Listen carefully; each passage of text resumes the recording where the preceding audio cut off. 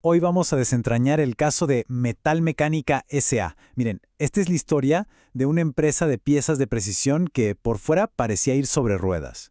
Pero por dentro se estaba gestando una crisis silenciosa que estaba a punto de explotar. Acompáñenme a ver cómo lograron pasar del caos total a tener el control absoluto de sus operaciones. La primera luz roja, la primera señal de alarma, vino directamente de las máquinas. En un lapso de solo 2 años, las fallas en los equipos más críticos, estamos hablando de tornos, prensas, lo esencial, se dispararon un 22%. Y esto, claro, no era solo un problemita de reparaciones costosas, no, eran paradas de producción completas que afectaban las entregas a sus clientes más importantes. Un verdadero dolor de cabeza. Pero el problema no era solo técnico. El deterioro de las máquinas tuvo un costo humano, y uno muy grave. En apenas 14 meses se registraron 12 accidentes que dejaron a trabajadores incapacitados. Para que se hagan una idea, en una plantilla de 120 personas, esto significaba que el taller se había convertido en un lugar donde nadie sabía qué podía pasar al día siguiente. Peligrosísimo. Ok, entonces, estos números eran solo los síntomas, ¿verdad? El problema real era mucho más profundo.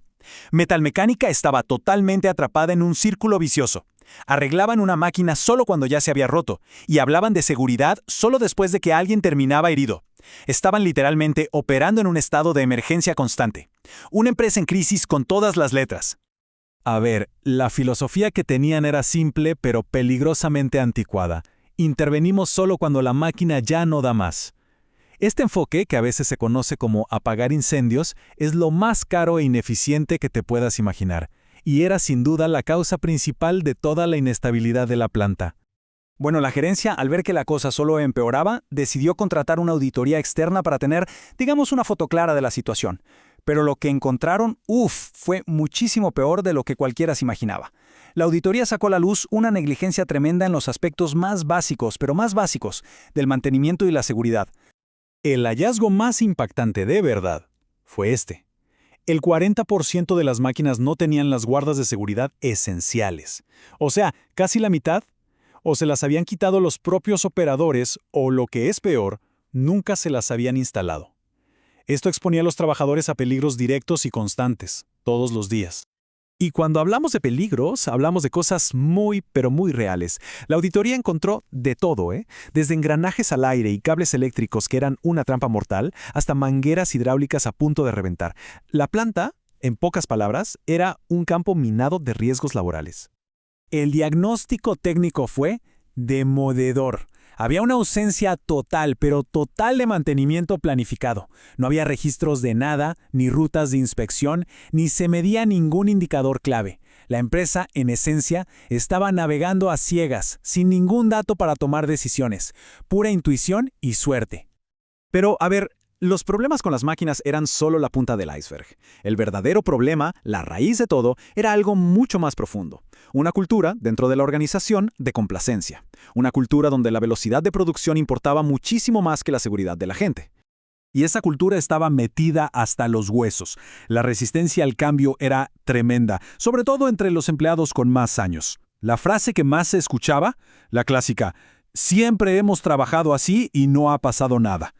Esta mentalidad era básicamente un muro de concreto contra cualquier intento de mejorar las cosas. Y claro, esa forma de pensar se veía en el día a día. Los operadores quitaban las guardas para ir más rápido. El uso del equipo de protección era, inconsistente. Los supervisores miraban para otro lado para no tener que parar la producción. Y los casi accidentes, esos sustos que te avisan, se comentaban en el pasillo pero jamás se registraban. Se perdían lecciones valiosísimas. Con todo este diagnóstico sobre la mesa, la gerencia se vio en una encrucijada. Tenían que tomar una decisión de esas que marcan un antes y un después. Una que iba a afectar tanto al negocio como a su gente.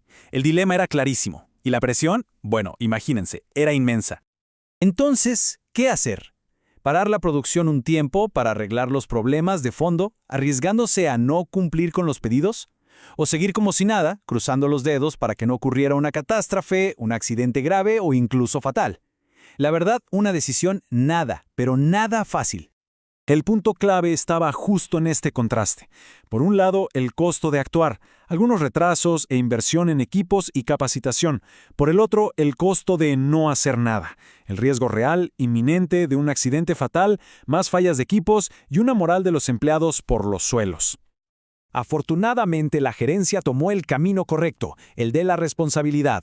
Se propuso un programa de transformación total. Ojo, no para poner parches, sino para cambiar de raíz el enfoque de la empresa. Y lo hicieron a través de un plan bien estructurado en 3 fases.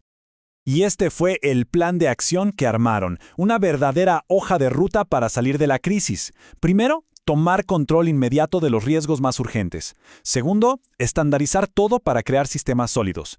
Y tercero, transformar la operación para, ahora sí, buscar la excelencia. La fase 1 fue como una operación de emergencia. El objetivo era detener la hemorragia, ¿se entiende? Se enfocaron en lo más urgente. Instalar todas las guardas que faltaban, reparar los peligros eléctricos más obvios e implementar procedimientos de seguridad clave como el LOTO. Y ya que mencionamos LOTO, es súper importante entender qué es. Significa bloqueo y etiquetado. Es un procedimiento de seguridad que garantiza que una máquina esté totalmente apagada, bloqueada y que nadie pueda encenderla por accidente mientras alguien está trabajando en ella. Es, sin exagerar, uno de los pilares de la seguridad industrial. Bien, en la segunda fase, la empresa pasó de solo apagar incendios a construir sistemas que pudieran sostenerse en el tiempo. El foco se puso en estandarizar todo, crear procesos formales para las inspecciones, para el mantenimiento y, por supuesto, para la capacitación en seguridad de todo el mundo. La fase final ya fue otro nivel. El objetivo ya no era solo evitar que las cosas se rompieran, sino optimizar el rendimiento. Aquí es donde entra el mantenimiento predictivo. Se empiezan a medir indicadores de forma sistemática y, lo más importante de todo, se empieza a fomentar una cultura proactiva, donde los trabajadores participan activamente. Un ejemplo perfecto de este cambio a una gestión basada en datos es el uso de métricas como el MTBF, o tiempo medio entre fallas. Este indicador te dice, en promedio, cuánto tiempo funciona un equipo antes de fallar. Esto te permite predecir problemas y planificar el mantenimiento. Es pasar de reaccionar a anticiparse. Un cambio brutal. Al final, el resultado de este programa de 3 fases fue mucho más que simplemente reducir accidentes. Fue la construcción de una base completamente nueva para el futuro de la empresa. Fue entender que invertir en seguridad y mantenimiento no es un gasto, sino una ventaja estratégica fundamental.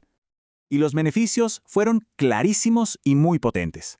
La empresa no solo se volvió más segura y más eficiente, sino que la moral de los empleados mejoró muchísimo y además ganaron una ventaja competitiva basada en algo muy simple, la confiabilidad. La historia de Metalmecánica nos deja con una pregunta que vale la pena hacerse. ¿Qué tipo de cultura define a un lugar de trabajo? ¿Una que es proactiva, que se anticipa y previene los problemas? ¿O una que simplemente se siente esperar a que la próxima crisis la obligue a reaccionar? Ahí se las dejo.